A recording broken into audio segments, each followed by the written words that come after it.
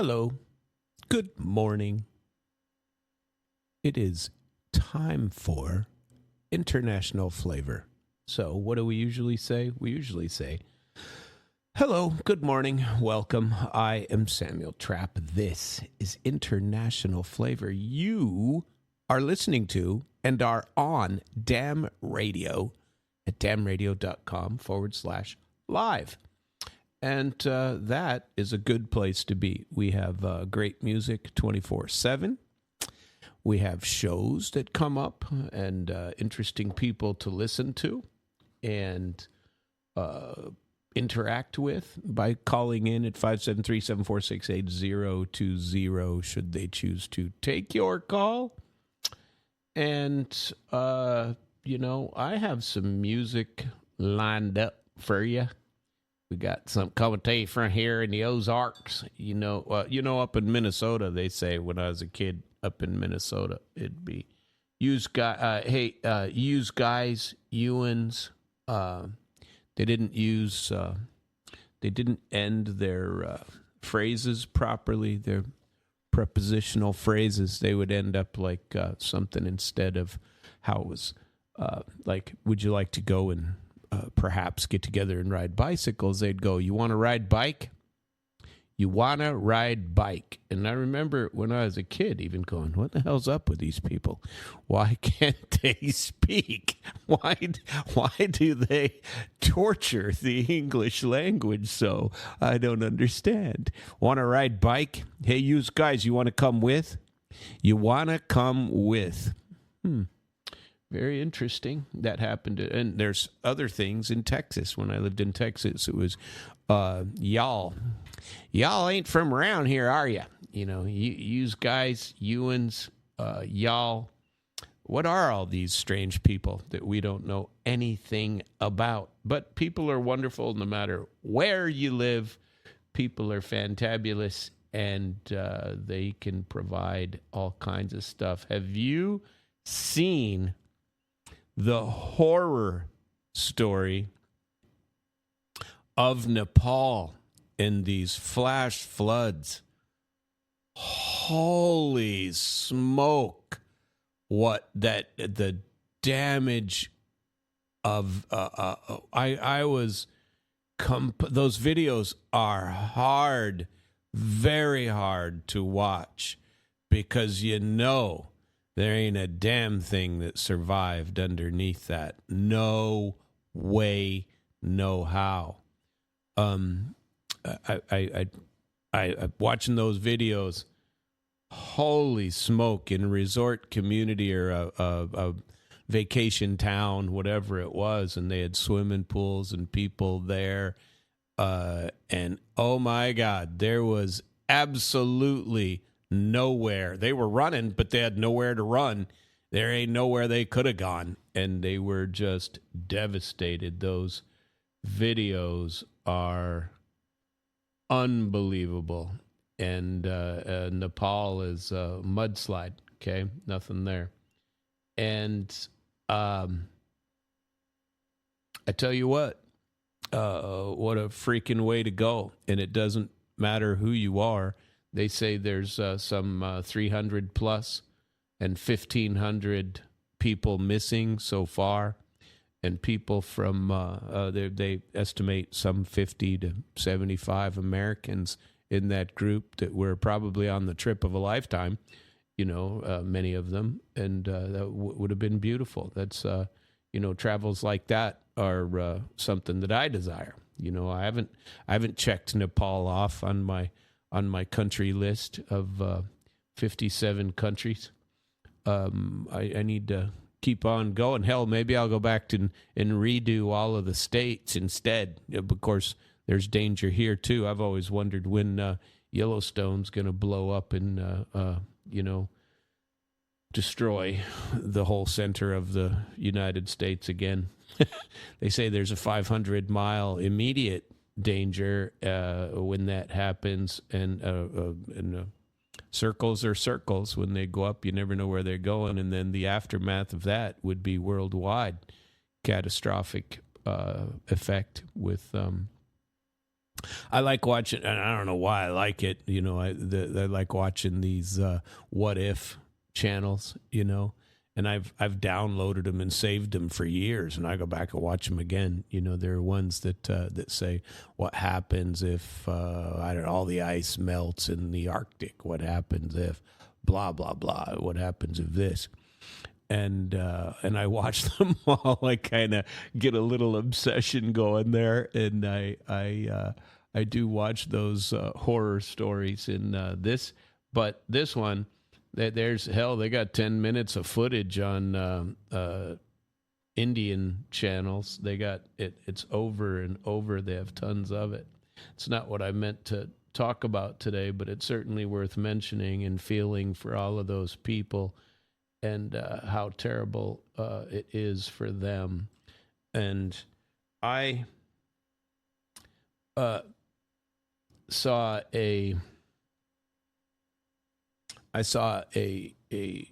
couple of those sort of things, and I tell you what, there's plenty to be excited to live for, and there's plenty to attempt to protect yourself from, and but live life, make sure to live, because that's all you got is life there. I wanted to go through, so there's a video that I watched. Have you guys been following this German elections? Their elections are going to be held on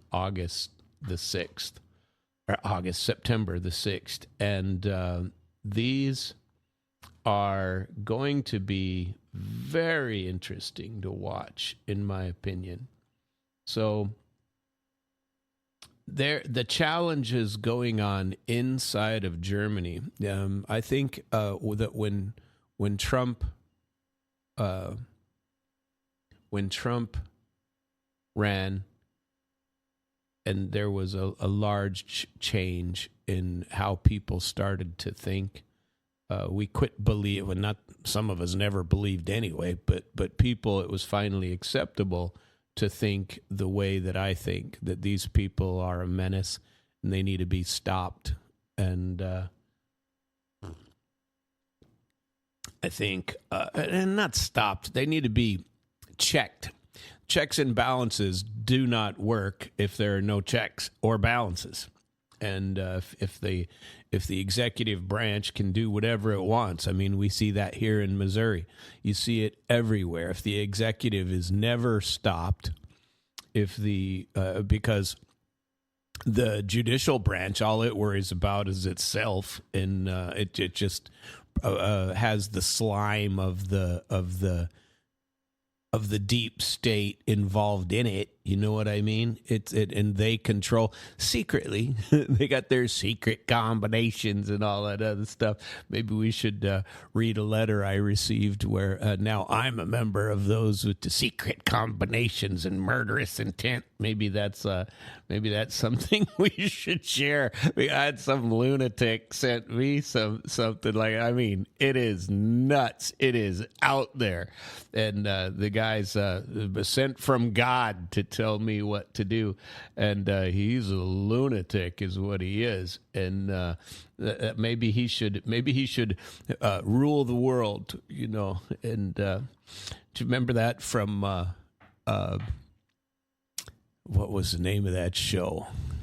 It was the one with Kurt Russell, and I remember, great show, Big Trouble in Little China. You gotta watch it all the time.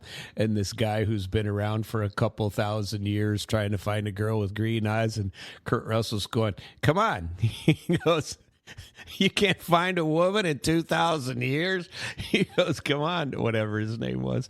And he said, and he was telling him who he was and how, well, when I find the right girl with green eyes, I could go on and rule the world from the grave. And he even rule from beyond the grave. And Kurt Russell goes, or check into the nut house. And I thought that was fantastic because you got these lunatics everywhere. Yeah, you could just check into the nut house. Anyway, I want to talk about the world nut house that's going on right now in Germany. I watched a translation. And you don't find them very much in English because I don't know why, but I couldn't find it. You can find it in Russian. They're talking about it. And so I actually ended up watching this one in Russian, and then I went and found it in German, and I got a translation for it. I'm not going to – it's only 10 minutes, and I might share a chunk of it with you, but not all of it. And then there's some lunacy from Zelensky. These people just flat out lie to you. And they don't think twice about it, and don't think we're exempt from that here in the United States. We're not. But the government is not telling you the truth. These are not people who are going to tell you the truth. And that's not how it works, okay? That's not our system. But the Europe's governing consensus is being challenged from both sides against the middle. And that's the interesting part of today's endeavor, okay, or some of today, the endeavor of today, where we're going. The consensus is being challenged from inside Germany at exactly the same moment that the Ukrainian coalition, the coalition of the willing, is demanding escalation from outside of Germany and outside of Ukraine. Everybody in the deep state is demanding escalation now. We sent over the CIA thing. Nobody knows why. Nobody's come up with a real reason why he went over there. Nobody can say anything. Oh, gee, it's all top secret. Got to go over there. Yeah, it's real top secret if you're flying in your C-17 American military aircraft into Vnukovo. That's a real secret. If there's video of it all over the place, people taking a video, and then, gee, wonder who's on that, and people start digging, and they find out that it's the head of the CIA. He didn't get to meet with Putin, but Putin signed 3 now. Yesterday was only 2. Signed 3 private or secret, top secret decrees that he signed, said, here's what we're going to do. And but outside of, and maybe it was a warning. You know, there's been a lot of speculation. CIA guy goes over, and he's going over to threaten, to warn, to say, hey, we're going to do this if you don't do that. And I believe part of it was we're going to open up, Elon Musk got an award 2 days ago from Zelensky, like a hero of the, whatever the award's called in Ukraine. And so obviously, he's done something for the Green Goblin. What if he's opening up for strikes deeper inside of Russia? They sent over some suggestions for ceasefire, never ending the war, just a ceasefire. And the Russians have been saying this for years now. Well, no ceasefire. We're not giving you a ceasefire so you can rebuild, re-entrench. We have the momentum. We're not stopping. And they're not. They're gaining every day, but you never hear any of those stories in the West. And so they're saying, nope, we're going to keep on trucking. And so the CIA guy goes over, and what's he saying? Saying, well, we've given, probably, here's what I believe. My belief, this makes the most sense to me. And I've heard quite a few different versions of what this is. And it is, he went over to warn them that we're giving Elon Musk style military, there's Starlink and Star Shield, I think it's called, the military version. We're going to give that to Ukraine so they can fire deep inside. Also, the rhetoric between England and Russia is getting bigger. Okay, so all over the West, Western, or especially Europe, they're all hammering for more war in Ukraine, expand, expand, expand. All the lunatics in Estonia, Latvia, Lithuania, are all, and Poland too, are all, yeah, let's go to war. Let's give those Ukrainians some more fight. And they don't have any men left. They don't have anything, but they got all the people that are outside of the country pushing for more war. So the CIA director goes over and says, well, you either capitulate, Putin, capitulate, give us your country, divide it up, do what we thought was going to happen anyway, because this guy's one of the biggest pro-Ukraine idiots in the United States that, oh, gee, we need that. You know, the CIA has been driving this with the idiots for years. We need that place, man. Why can't we take over the world? Why you mind your own part of the world and leave everybody else alone, you a-holes? And they never do. And they always dig deeper, and do things the American people do not want or are not behind. That's the problem I have. We have no desire for that. Oh yeah, but we're the smart people. We know what you need. You need Ukraine. Do you know what you need? You need Ukraine. All their people need to run out of their own country and run into ours or into Europe. And then we get to rebuild it the way that we want, with the money desires and the money theft of of a few select eggs that we choose. We choose who wins and who loses, and we're watching the big worldwide selection of winners and losers. That's what's happening. So when you listen to that backdrop, and the same thing that we're discussing right here today is happening inside of Europe big time. It's all over the place. And there are two people that are challenging it. And Wagenknecht and Weidel, from different political parties, both on the alleged extreme end, one of them carrying 40% of the vote, the AfD, Alles für Deutschland or something like that. And they are at 40%. They don't have a majority. They couldn't just take over, but they have a serious, huge coalition of people there, and they're kind of working together, and they're right-wingers. Oh, it's a right wing. Right wing means extremist all the time. You can't hear they're conservative or they're whatever. You always hear they're right-wing lunatics. You know, they're waving they're waving their guns and their Bibles. Right? Remember that from years ago? And they still claim it now, that this is what people are doing. They're waving their guns and their Bibles, apparently worldwide. Okay? And in Germany, it's happening to 40%, especially in eastern areas of Germany. And the AfD is expected to get rid of Merz the clown, and the other globalist people that have been controlling for a long time, at least their type.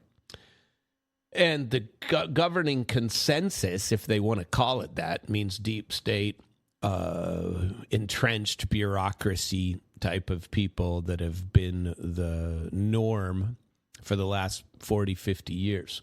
The coalition of the willing types, the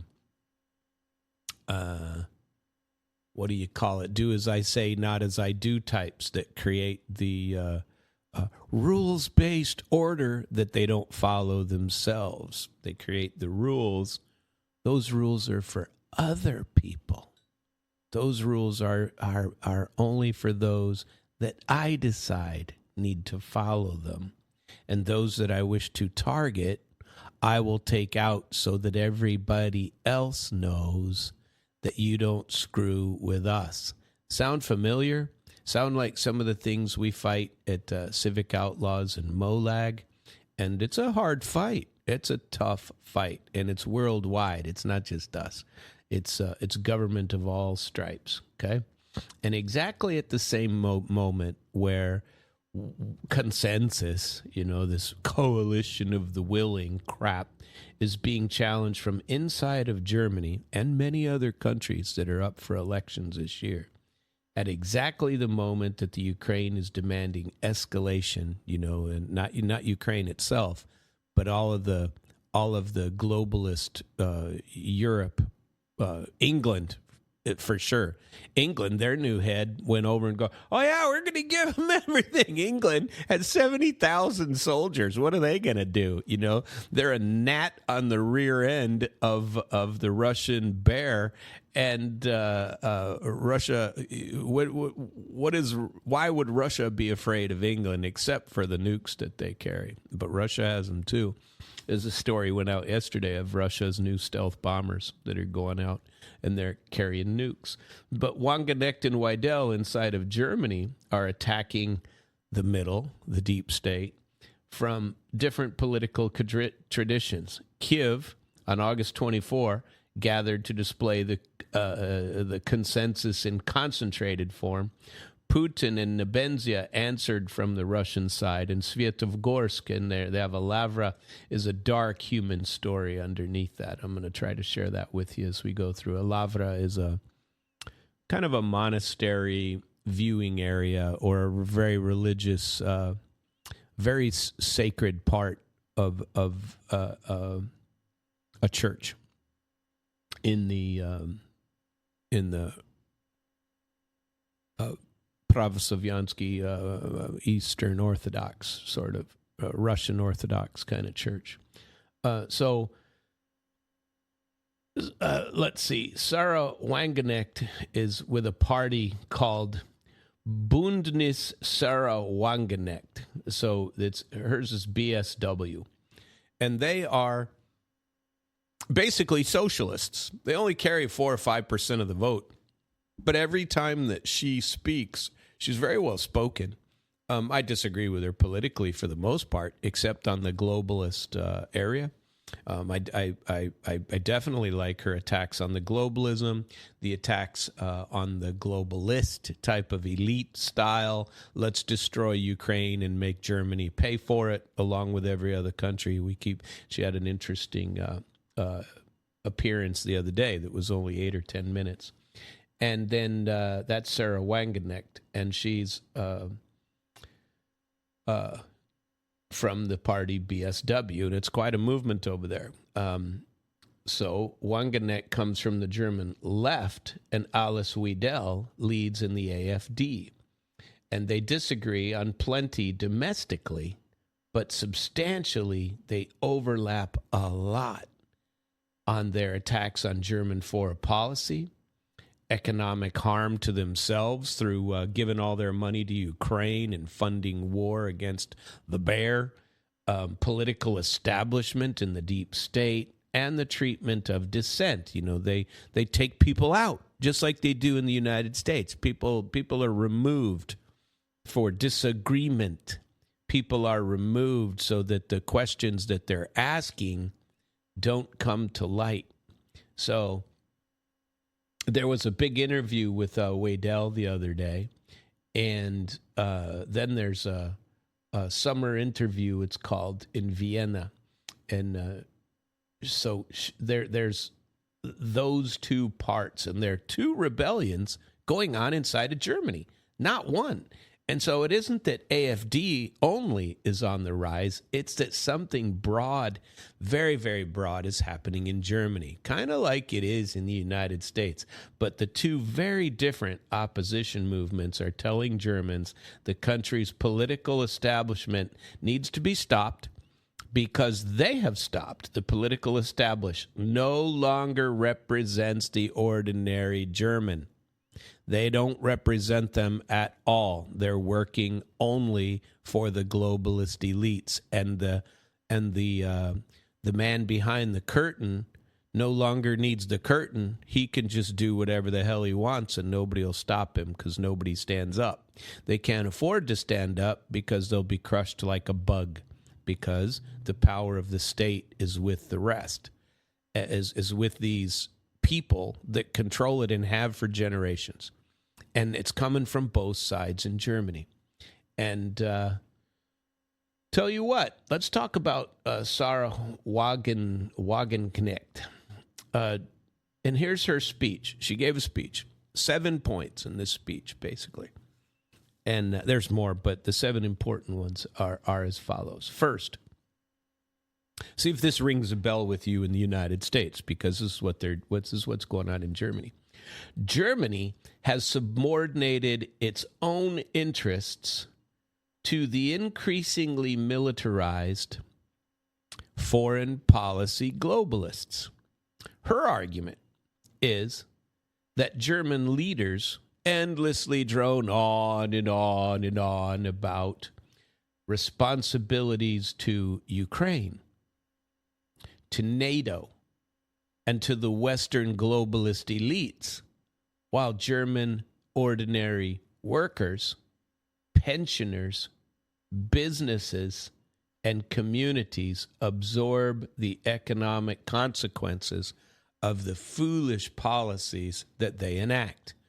Let's get rid of cheap Russian gas and resources and oil and pay twice as much for it from America in a supply chain that takes longer to get here and is less reliable.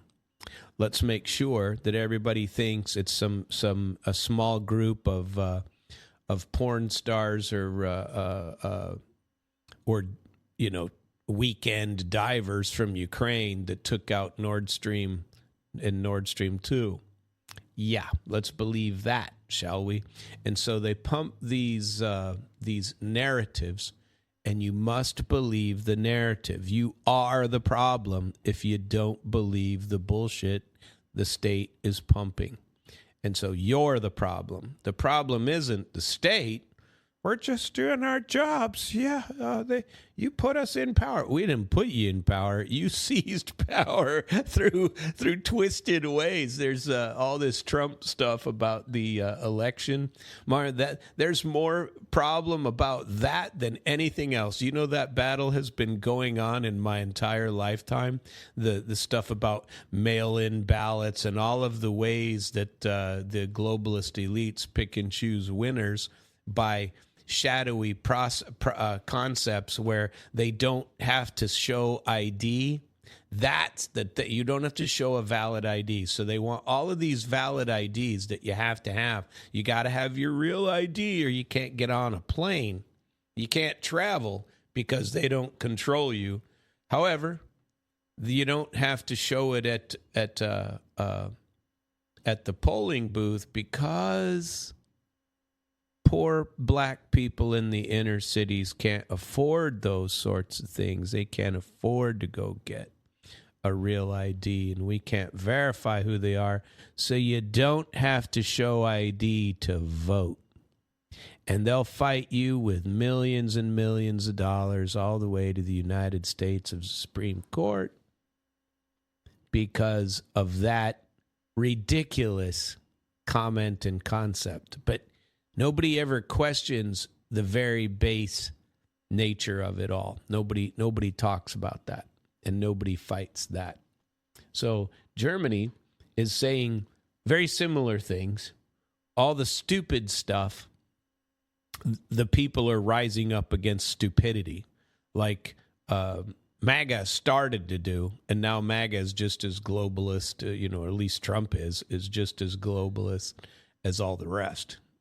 That's where we are. So the first, Germany subordinated its own interests to increasingly military foreign policy, just like the United States. Hello, how's the family? Second, sanctions and confrontation with Russia have hurt Germany more than Russia. Her position isn't that every Russian policy has to be endorsed. She's not saying we have to love Russia. What she's saying is that Germany had an obvious economic interest in inexpensive energy and stable relations with a neighbor, and voluntarily participated in destroying its own arrangements that were in its own best interests. And now they're just crap. Third, Friedrich Merz represents the same old, which is what I say about Trump now. He represents the exact same as everybody else did for years. He is the deep state. Now, he's jumped right in there. And he isn't, but he's been pushed back by the deep state, by the Rubios, by the globalist a-holes, like the CIA director heading over to Moscow. And Friedrich Merz represents that old guard. This is important. Wagenknecht, and it says that essentially changing personnel at the top, this is the same thing I say, changing the personnel at the top doesn't matter if Germany stays committed to the same strategic stupidity, same strategic assumptions. Confront Russia, always. Russia's the bad guy, always. Military expansion, why? nobody knows. Oh, because Russia's going to attack us. Really? That's what you believe. Economic sacrifice for the normal people, for the regulars. Not for them, of course. Oh, Jesus, no. They don't have to sacrifice. They get to buy their villas in the Mediterranean. And subordination of German interests to this Atlantic coalition, this group of globalists. So, fourth, the East German experience matters. She talked about this quite a bit. And she said her argument is the East Germans possess a political memory that makes them less receptive to official ideological campaigns. They were part of the communist network. They didn't believe the state. They didn't believe communism.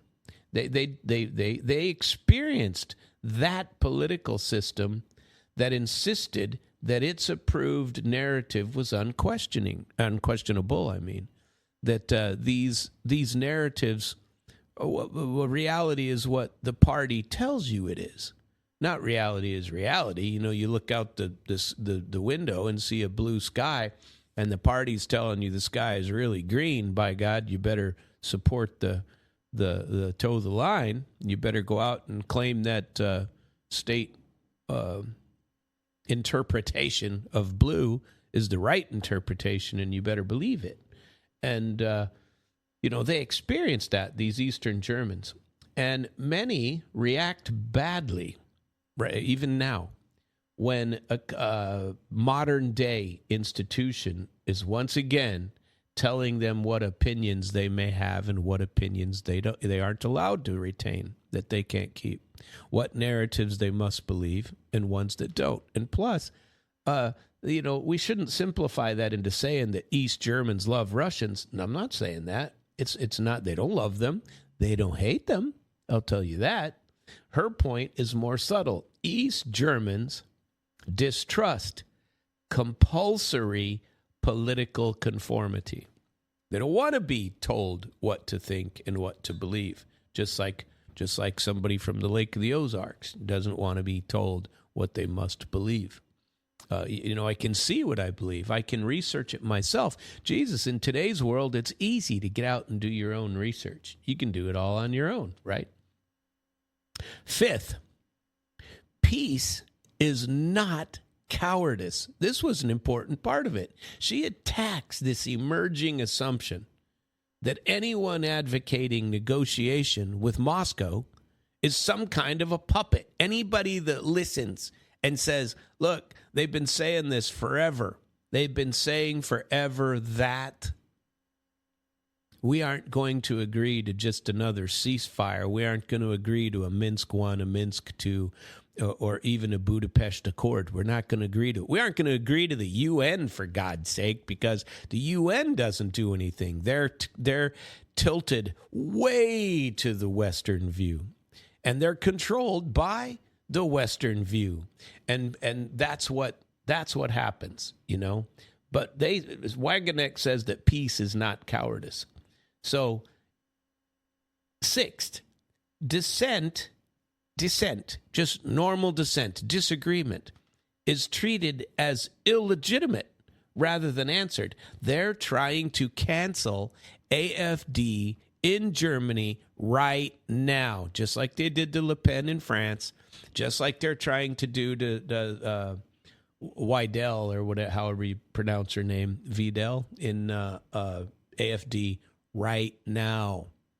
They're trying to make sure that they can't, just like they're doing with mail-in ballots. It's no American ballot lawsuits. Oh, come on. So it's nonsense. Let's see. And finally, Germany requires an independent national policy of its own. And so that's the real fascinating part. She goes through her 6 points. And here's the fascinating thing, is that both Wagenknecht, Sahra, and Weidel arrive at the same point, one from the right and one from the left. So that's pretty interesting. Quit trusting the state. Let's do something for Germany. She even said, excuse me, don't eliminate AFD. It's 40% of the people, the 40% or more of the electorate backs AFD. It's a serious growth. And the same diagnosis comes from inside the AFD itself, Alice Weidel. But she has a different prescription. And here, her part of the Russian presentation is, has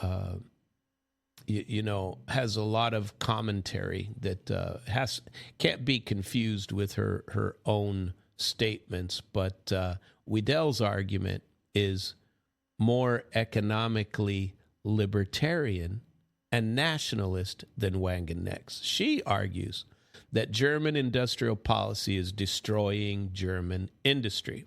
She approached it from that point of view, and it's true too. Both realities are actually true. The center of Germany is destroying it. The globalist elites. We have to call them elite. Who chose that word? What the hell makes them elite? They're elite because they stole the apparatus of the nation. That's what's happening here. They're not elite. Anybody can be president. Yeah, right. They try to teach you in second or third grade, but that's not how it works. If you kiss the right rear ends for a while, finally you'll have a seat at the table. And then you'll get to ease your way up the chain as long as you continue to lick that same rear end on the way up, and assemble the right monetary backing. That's good stuff. She argues that Germany itself is destroying German industry. On automobiles, for example, her prescription is technological neutrality. The government shouldn't decree the EVs must be in place by a set period of time, right? Internal combustion engines, shouldn't be dictated or electric engines. Manufacturers should build what customers are buying. She attacks subsidies that benefit Chinese EVs, while German policy simultaneously disadvantages German engine manufacturers. So the radical thing that she comes up with on the economic issue is what she says about the euro. And I always wondered about this way back when. So my analysis of the dollar and why it's important, why we're fighting so hard to keep this dollar dominance, why Besant is running around telling the world. And this could also be another reason for the CIA director to fly to Moscow, because they're really in a quandary on the economic side. Besant made a big public statement about, we're destroying Iran. You've been destroying Iran for 50 years. You've been destroying Iran with sanctions for 50 years. They're not part of the system.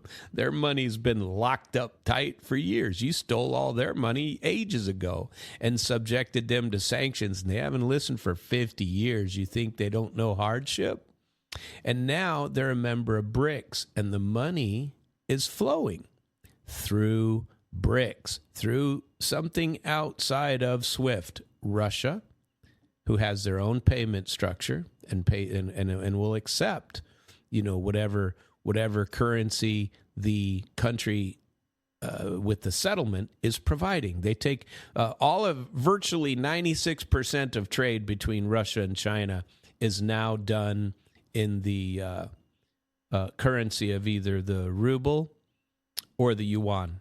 And the same thing goes with all of the stuff going on between India and Russia. Rupee or ruble.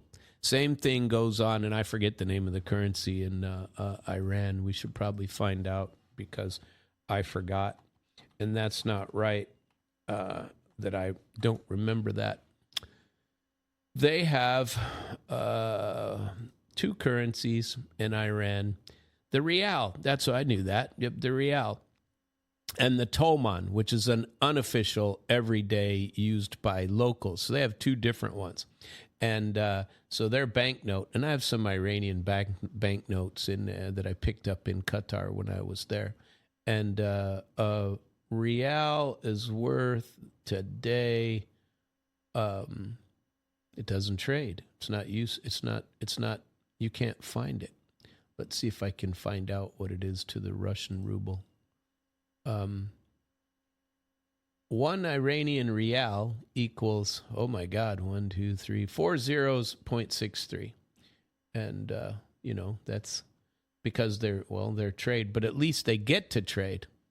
And so apparently you're free is because you get $1 is 2 million Iranian rial. Wow. It's a multi-tier exchange rate. That could be a whole show all by itself. So we're not gonna finish going down that little rabbit hole, because she is saying Weidel wants to leave the euro. Okay, they want to leave the euro, and I think that's a big deal. People who are in the know that when you traveled before to Germany or to Greece, and you had the drachma that you used to be able to trade in. It was the same thing. When you crossed a border into there, suddenly you were wealthy beyond belief, because the screwed up way the Greeks maintained their own money for years and years and years. You switch it to the euro, and suddenly everything's just as expensive as it was. And who benefited? Not Greece. The euro benefited. It just like we benefit from the rest of the world using the dollar. That's changing. And now Bessent has said, well, we're going to destroy. Economic warfare is coming to you, Iran. Economic warfare has been on their doorstep forever. And so, Weidel, it's the same battle, this same globalist battle that Wagenknecht was talking about from the other end.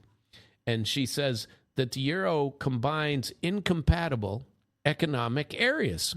Well, that's true. Greece, for example, has become a weak money system and facilitates enormous monetary expansion and debt, hello U.S., $40 trillion, and redistribution from ordinary wage earners and savers toward large asset owners. So wouldn't a Deutschmark appreciate and maybe damage German exports? That's what the interview kept asking her. And she's like, she said, no, it's a broader monetary argument, that she is making. It's broad. In individual circumstances, sure, that's a likely result. But just like the tariff wars, just like everything that Trump's doing, Trump understands this stuff, right? And what is he doing? He's trying to force the world all back to the dollar. This is the war we're living right now. And if it goes nuclear, it's because of the weak dollar and the weak euro. She talks about immigration. Her position is unequivocal. Syrians that have been admitted because they required protection and life should be returned when the basis for that protection disappears. So we're giving out awards to Syrian people, to Afghan Taliban people. They're normalized now. Send them back. If there's no fear for normal people, send them on back. And she says if they required protection, when the need for protection is gone, they should go back. If you're a failed asylum seeker, you need to be deported. You need to be. I had a guy that was going to be deported in the U.S. years and years ago that I represented. And he was from Dagestan, inside of Russia. And he was claiming whatever he was claiming, and he wanted to be a U.S. citizen. And he came over and he applied for asylum, and I didn't think he was going to make it. I got involved with it when he was 3/4 of the way done, and it had been going on for 6 or 7 years. And I told him it was a argument that he wasn't going to win, and he wasn't going to get his citizenship in the United States. Not for asylum. He'd have to get it another way. By God, if a couple of weeks, get this, a couple of weeks before his hearing, where we knew the judge has already indicated that he wasn't going to do it. He'd even extended it so he could arrange his exit. The guy gets in the mail a U.S. lottery. He won the immigration lottery, and so when you win the lottery, they give whatever it was, 80,000, 100,000 a year, win this lottery, and 1 million people, 5 million people apply for it every year. And so it's a pretty limited number. And he won it in the middle of his asylum thing. And the judge was very gracious and very cool about it. I showed him the paperwork. And you know what he did? The process to win your lottery goes for, it could take you a couple years to figure that out. There are procedures you got to go. That judge said, well, he won the lottery. And he adjusted his status on the spot. You know, then the guy and his family all became citizens as the same day. The judge adjusted their status on the spot, didn't make him go through that 2-year process. So that's the lottery. But the position that the Germans have is the same. You come over. He was going to be deported, you know, and his family was going to have to go with him, even though they'd been over here 5-7 years, something like that, trying to get their asylum. They were getting booted out. We knew it. They were going to have to leave. And they probably weren't going to, but no, I don't mean that. But they had to adjust, and so he adjusted their status instantaneously. Same stuff's going on in Germany. People come over, they apply for asylum, asylum seekers are things like religion or the government persecution or genocide. If you happen to be from Gaza, you know, from places like that, these are people who come over and are looking to just start a new life somewhere else. And she said failed asylum seekers have to be sent home. Germany should stop naturalizing people who aren't supposed to remain. Borders should be controlled. They're not. And if the Schengen prevents controlling your border, that's the European visa, then Germany should leave the Schengen system. So, I don't know. That's quite the line. Her best political line, and she said, and everybody wants to say that AfD are extremists. Well, if they're extremists, they're 40% of the vote. You know, they're getting 40% of the vote, and she says, well, you know, people are questioning her on that. You know, you're probably going to be eliminated, just like Le Pen. And she goes, well, it's Merz who's isolated. It's Merz the one who isn't providing Germans representation. Her argument is that Berlin has damaged relationships with Russia and China, has poor relations elsewhere, while AfD maintains channels with everyone, with the U.S., Russia, and China. And she predicts that AfD is going to govern. The election in Saxony-Anhalt is September 6th. The newest ARD Infratest poll conducted August 24 and 25 has AfD at 42%. CDU, well, all these other parties, a whole bunch of them, that BSW party at 4%. So between the two, they got 46%. And there's been tales about them working together and creating a coalition after Alice Weidel wins. So AfD is almost twice the vote of the next group, which is the party of Merz. It's more than double. So it's not an absolute majority. They don't get to rule. They don't get to govern. But Wagenknecht says East Germans aren't swallowing Berlin's story. Weidel says Berlin political class is destroying Germany. Whatever anybody thinks of either one of these women or whether or not they should be eliminated, somebody has to explain why 42% of voters are preparing to vote AfD rather than just saying that 42% of the people of Germany are just morally defective. Does sound familiar? Sound familiar to what we were going through in the United States? Crazy sauce. Let's see if we can hear this little clip right here. Check this out. I want to make sure the volume is okay. The lawsuit being filed. Including California, are suing the U.S. Postal Service. They are challenging the agency's final rule about 25 states, including California, are suing the U.S. Postal Service. They are challenging the agency's final rule about mail-in voting. President Trump's efforts to obtain the voter rolls from states like California has not been successful. Now it appears he wants the United States Postal Service to engage in a similar effort. President Trump's war on vote by mail continues with new rules from the United States Postal Service that would govern the delivery of ballots. And that has 25 Democratic states, including California, suing the USPS. President Trump doesn't get to rewrite our voting system on a whim. And the United States Postal Service cannot sidestep the laws that govern the Postal Service just to carry out the president's agenda. The meat of the whole thing is the mail ballot police being the Postal Service. Yeah. And, that's what Trump wants. The Constitution mandates states run elections, not the federal government. The current and future legal challenges will likely tie up these USPS rules in the courts, so there won't be an impact on the upcoming midterms. Ballots will be mailed out in LA County in just over 1 month for the November 3rd election. The Postal Service is proposing a nationwide brand new IT project where states and local jurisdictions send them lists and they collate the list and they get it out to their personnel. This has never been built and never been tested. And they're building a nationwide IT project or proposing to do so in the next 3 weeks, which is lunacy.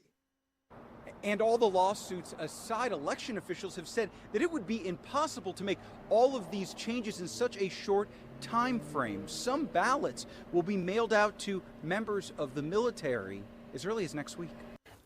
Yeah, but you know what? The trouble is none of the answers are worthy of a reality check. Because no matter how you slice it, the illegality and the shenanigans that go on in voting is enormous. I do follow these things, but it's hard to wish to engage in any of it because it's just a foolish waste of time. That's what it is. And let's see, where are we gonna go now? Let's try to find some of the music that I like for you. We're gonna play some. You know what? I have some Vysotsky for you. I have some of that. We should listen to it. Maybe that would be entertaining. That could be really cool, but we're not going to go there just yet, are we? We want to play some music for you, and I like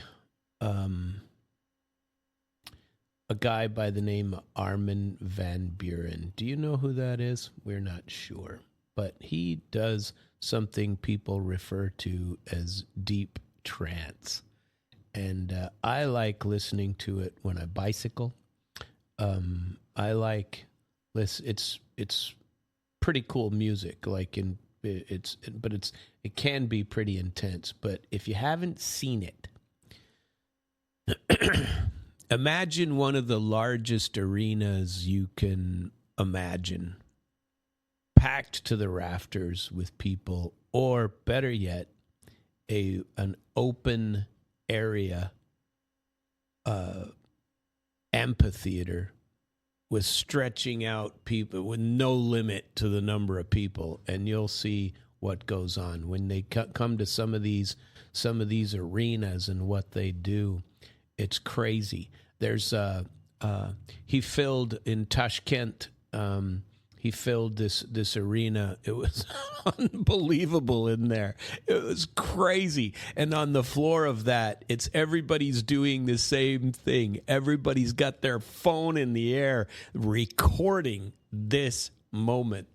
And and I realize they do that at a lot of different concerts, and music is the great equalizer in my view, where it brings people together, and tell you what, it's really, really good stuff. And I wanted to find some of this music for you of what we're trying to get, and I saved some, and now I cannot. It's not coming up the way that I would like it. So I'm gonna select one for you the typical way and play some of the music that I like, and we're gonna let this go. This is some of the stuff that I listen to while I'm bicycling. So if you're bicycling, enjoy this music.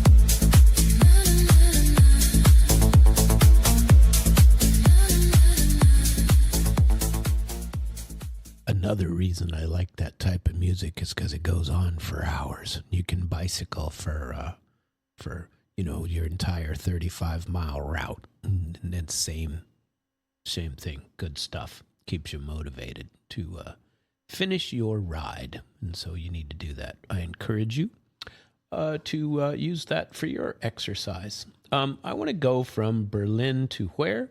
To Kiev, because on August 24, Zelensky appears in Kiev, surrounded by European leaders.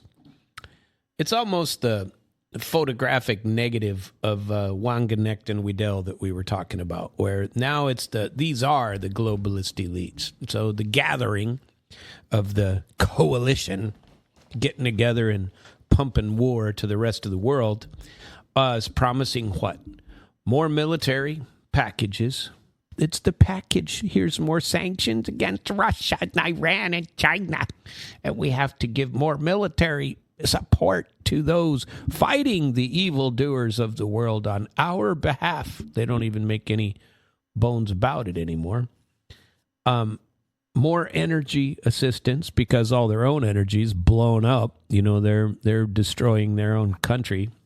Not even for themselves. They don't have a fight with Russia. They're destroying their country on behalf of the idiots in the West. And so what do they need? Zelensky says, We need more drones. We need more money.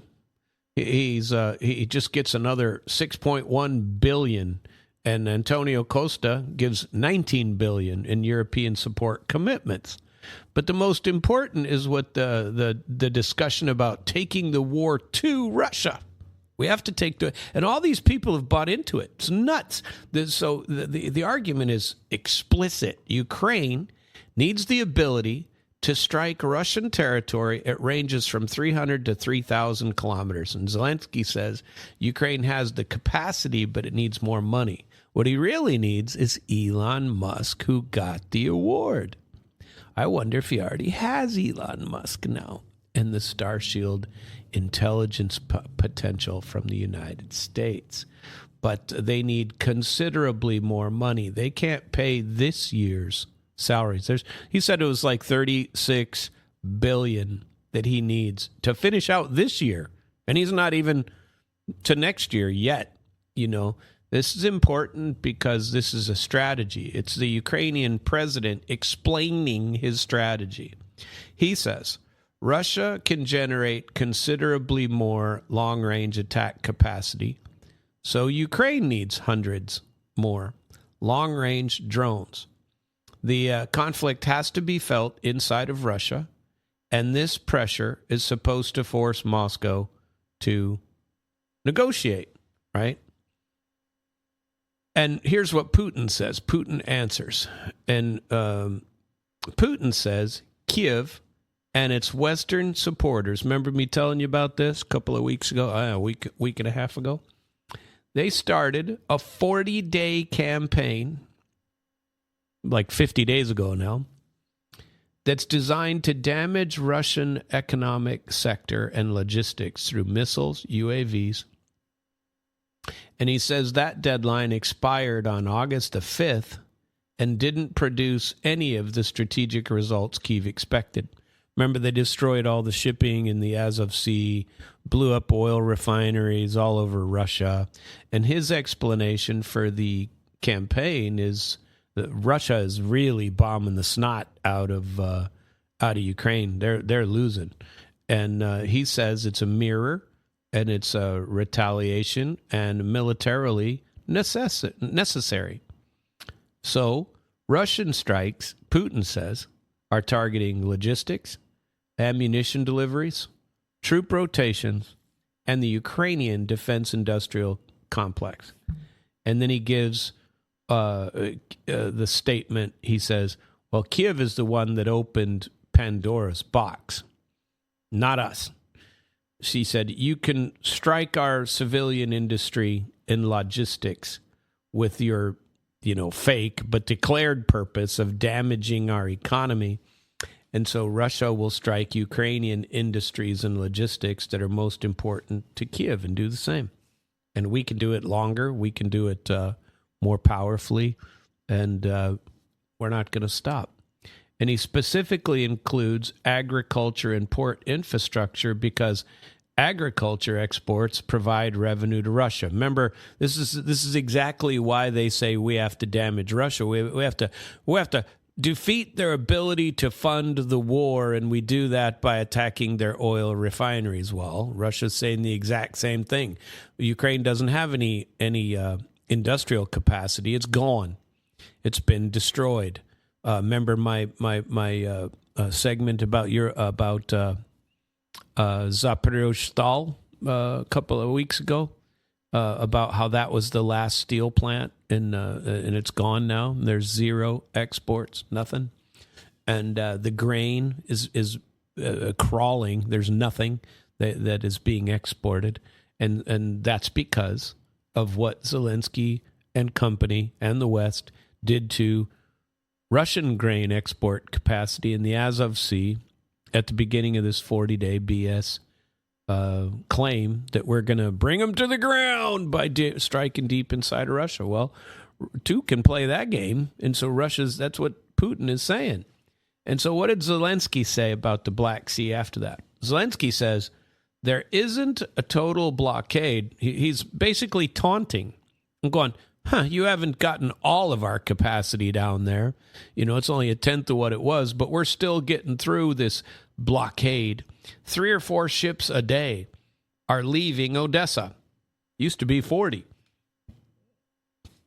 But Russia is trying to impose a blockade, but their blockade isn't getting there, and Putin is causing world hunger, is what Zelensky claims.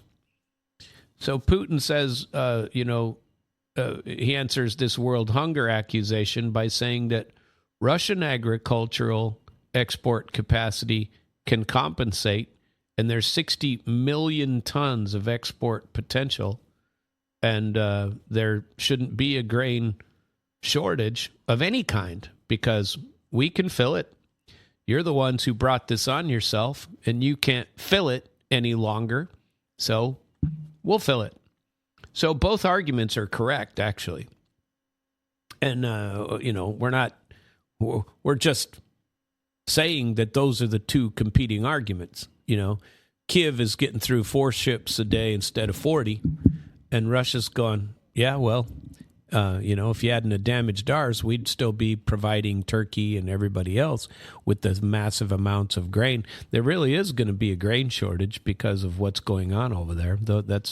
Those two are some of the greatest providers, are among the greatest providers of foodstuffs to Africa, to the West, to Europe. And that comes out through Odessa. So people are going to feel it, and we're going to watch prices go up. And, Kiev says Russian port attacks are threatening Ukrainian exports and potential food security. Well, what did yours do in the Azov Sea on the other side of the coin? Moscow says Ukraine is deliberately expanding attacks against Russian economic infrastructure, so Russia is responding symmetrically. And Russian grain can prevent a global shortage if anybody's interested. You want to deal with us? We have the grain. Ukraine's got the grain, but they're going to have to capitulate. We're not going to freeze in place and have them rearm so they can do it again. We're going to get what we're asking for. So there was a real blow up at the UN, and I play for you every now and again. Nebenzia, and I forget his first name, Vasily. I can't remember. Nebenzia. He had some great material recently with the same sorts of philosophy. Let's start with Georgia, the country of Georgia. Beautiful country. Tbilisi is fantastic. The people are very kind. It's a beautiful place. And I spent a little bit of time over there. Very beautiful and very nice. And not European. I don't even know how to explain it. I don't know, Georgian, I suppose, but it's a really cool place. And Nebenzia rejected the Western description of the 2008 war, and he said that Saakashvili's forces attacked, Russian peacekeepers first, and because they were telling lies and saying Russia attacked, Georgia way back when. In Abkhazia and South Ossetia, where I went to, and I saw it's like a neutral zone in between Georgia and Russia that is 20 kilometers maybe, probably less than that. I don't know. It depends on the area, but it's through those areas, and that is a neutral zone, and. And they talked about it, and so he's getting interviewed, Nebenzia, and they start with this lie about Georgia, and he goes, "Wait a minute, that's not what happened." First of all, and second of all, Russia acted under Article 51 before recognizing Abkhazia and South Ossetia. And the journalist asked about the important part of the interview was about pressuring Iran. Is Russia pressuring Iran?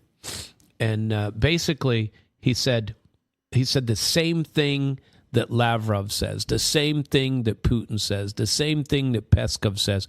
These are well trained and very professional diplomats, and he said what anyone should say. The easy answer is the following: Russia does not pressure sovereign countries. Iran decides what Iran gets to say. How do you like that for an answer? Imagine that from an American politician of any kind. Well, we'll tell Iran what opinion they're supposed to have. This is what I've been talking about the whole time, is you get to dictate your worldview upon everybody else. How? Through the dollar. What's Besant doing? What did Hillary Clinton do? The same damn thing. What did any Secretary of State do?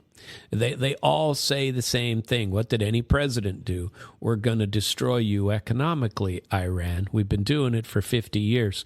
Yeah, well, bring it on. Pretty much. Ho-hum. Sorry to yawn over that. Okay, here we go again, right? OG, what are you going to do? Destroy my economy? What are we going to do now, brain? Same thing we do every day, Pinky. Take over the world. That's us. That's America. We got to find that again because it's fun and I like it. Where's my history? We're going to go back and find that just because. We need to download it so it's like on the screen and make sure that we keep it there. We'll put Pinky in the brain. What are we going to do today, brain? Same thing we do every day, Pinky. Try to take over the world. We're also, you know what? We're going to play Matushka again, too, because I like it. But first, we're going to take over the world, if I can figure out how to do so. But I watched so many damn videos, I got to go through my history forever. Ooh, wait, here's a good song. You know what we're going to play? We're going to play some more music for you. Right now, in fact, because I just found another one, whilst I look for Pinky in the Brain. And this is let's see, here it comes. I'll tell you afterward. Let's listen to it for now. Here goes.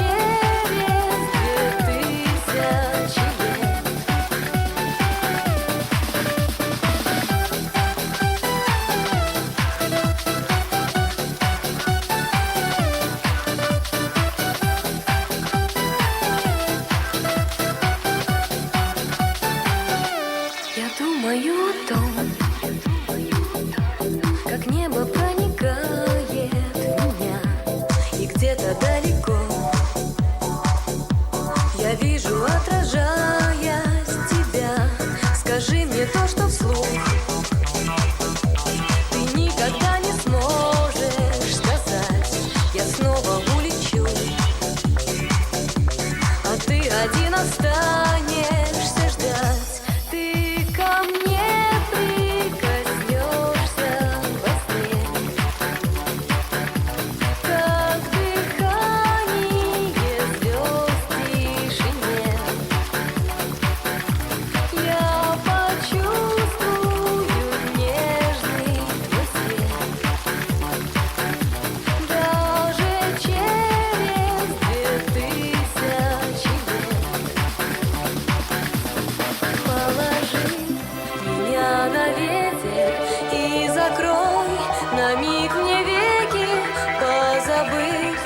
твои сомнения, я растаю, на мгновение улетая. Я думаю о том, что звезды не умеют скрывать, что чувствуют они. О том всю ночь мне будут шептать, ты думай обо мне. А я прочту на небе ответ, когда он долетит. Пусть даже через тысячи лет ты ко мне прикоснешься во сне. Как дыхание звезд в тишине. Я почувствую нежный твой свет. Даже через 2000 лет.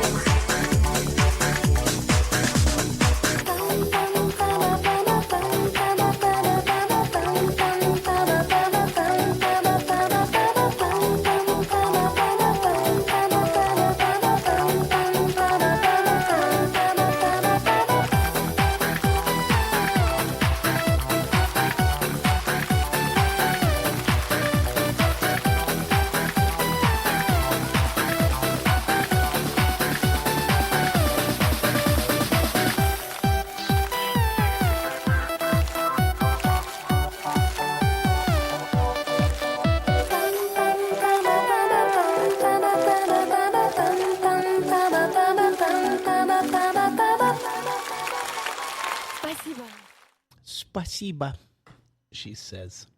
Thank you. That was the song of the year in 1999 in Russia. It's 2,000 years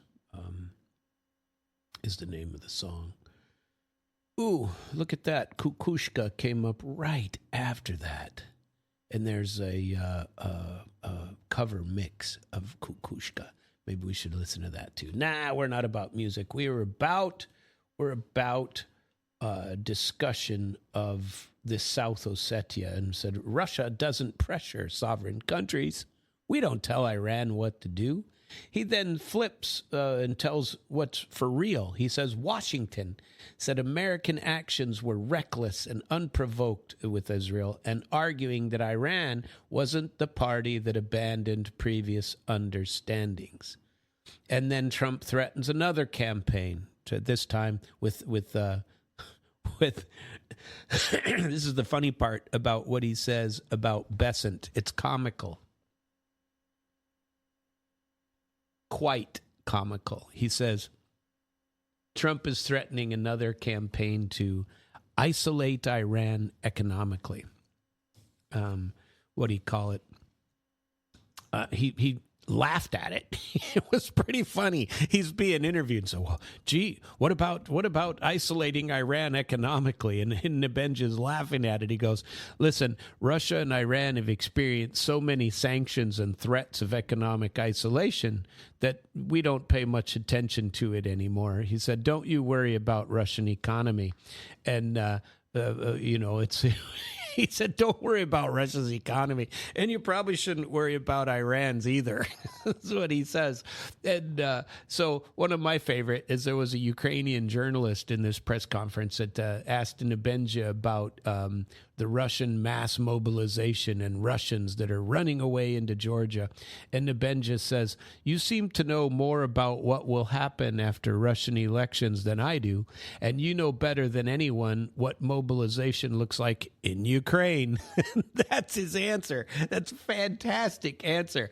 He said, Russia presently has neither the need nor the plan for a mass mobilization. Everybody keeps bringing this up and saying, well, gee, Russia's going to have to mobilize. They're out of people. No, they're not.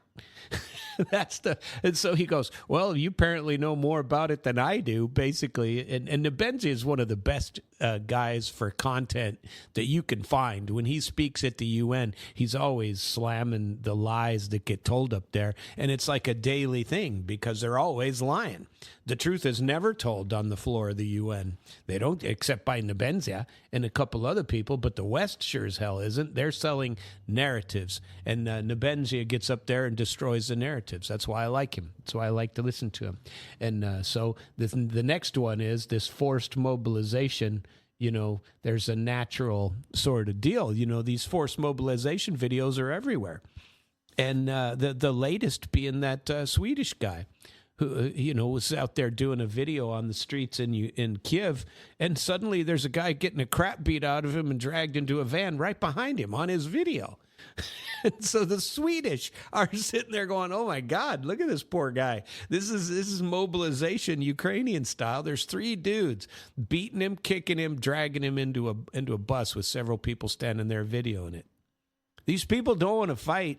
Oh, geez, 65% of the people in Russia want the war over. Yeah, they want the war over, but they want it over. And that number's crap, by the way. There's no basis for that. But they want it over on their own terms.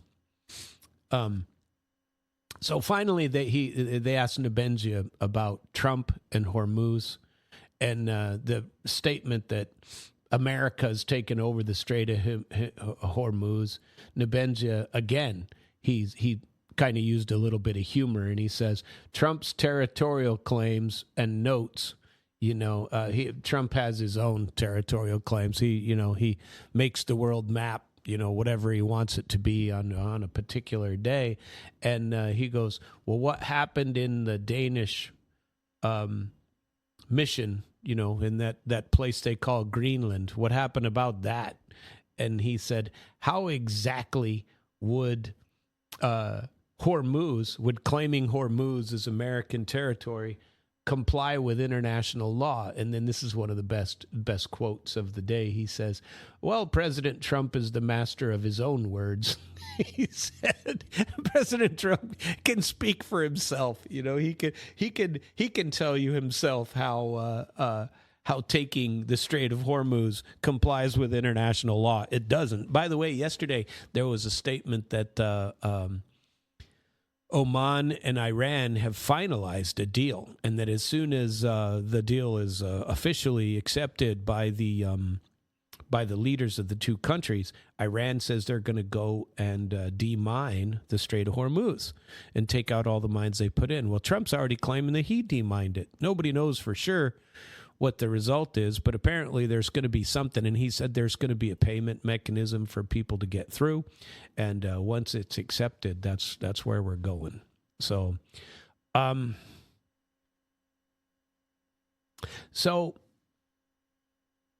there's allegedly an attack at a church. Remember me talking about the Lavras when we were starting this? And a Lavra is kind of a sanctuary outside or inside of a church. It's only part of the church, this Lavra. And that's where they'll put icons and statues and historic relics and remains inside the church. It's very, very... I don't know what. When you go in there, it's dead silent, and there's not, and it's time for reflection and thinking about the past and whatever you consider to be some sort of a spiritual retreat. That's exactly what this Lavra is, and it's they are beautiful places, and they're very, very quiet. Going into them, a lot of places have a requirement for women to cover their heads. They got to cover their heads, and sometimes you go in, you got to take off your shoes in order to get in. I mean, it's very respectful in some of these places, kind of like being inside of a mosque in some respects. You go in there and it's very quiet. Well, there's a story going around, and that on August the 23rd. And I haven't been able to find, I've seen blurbs about it, but nobody talks about it. Nobody's done a real story. They say that on August 23rd, 3 armed men attacked people inside the Sviatogorsk Lavra and left a monk dead and 2 others seriously wounded. A surviving witness says the attackers screamed "Slava Ukraini," glory to Ukraine, and he instead, they wanted him to say Slava Ukraine, and instead, when he didn't, and he said something religious, they beat and stabbed him before throwing him into a ravine, believing him to be dead, and another monk was killed by a gunshot to the face. There's not been a lot of stories about that, and so I don't know if I haven't been able to find it in Sviatogorsk and in the newspapers or anything like that. Sviatogorsk is a heavily militarized area, and they had described attackers who looked more like special forces than regular Ukrainian troops. Various units operate around Liman, and Kraken is one of the units that operates there, and they have connections to structures associated with a guy named Andrei Belitsky, but that's still a hypothetical. You can't call it a ritual murder. There's some speculation about that, killing these Russian Orthodox priests and by Ukrainian armed forces, but I can't. There's a reported attack, and it's a horrifying, statement if true, in the Lavra in Sviatogorsk. There's allegations about who committed it, speculation that it involved Kraken. I don't have sufficient evidence to tell you exactly who did it, and I certainly don't have evidence to call it any sort of ritual killing. But one monk is reported to be dead, and others wounded, and I think it need to get some investigation into that. And I tell you what, those sorts of things, all of the stuff we've talked about today, that's probably the one that troubles me the most. You got religious people in a Lavra that they're just going to destroy. Why? Because the West is supporting Ukraine to attack Russia. Yeah. So you can't have a historic church with a very reverent spot for people to worship because the globalists want to bring Russia to its knees. We have European leaders standing by Zelensky saying the answer is more war, more money, more drones, more sanctions, more pressure, more Ukrainian retaliations. Putin saying that strategy, that sort of strategy is going to produce even more Russian retaliation. Nebenzia says sanctions don't intimidate Russia or Iran, and the attempts to isolate these are having a reverse effect, which I believe to be true.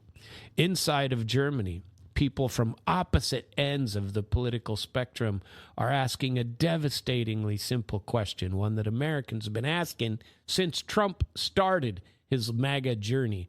What is Germany receiving from this policy of war? What is it? What is the United States? What are the citizens receiving from funding these BS propositions? It doesn't make Wagenknecht and Weidel correct or interchangeable or anything. The economic intervention, socialist populist models, Weidel being liberal and one being on the conservative side, the left and the right. It's the middle. It's these idiots in the middle, according to everyone else, is that they're the ones destroying it. These globalists, the uniparty in America. This is the problem. But these voters and their ideas increasingly overlap both geographically and psychologically, especially in Eastern Germany. And it's interesting to watch this. They've heard these arguments for years. The problem is that large numbers of Germans have concluded that whatever dangers the establishment say that AfD or BSW represent, they're more frightened or disgusted by the existing system. So maybe the political earthquake that is coming should be discussed with. And we're at the end of the show. I appreciate you listening today.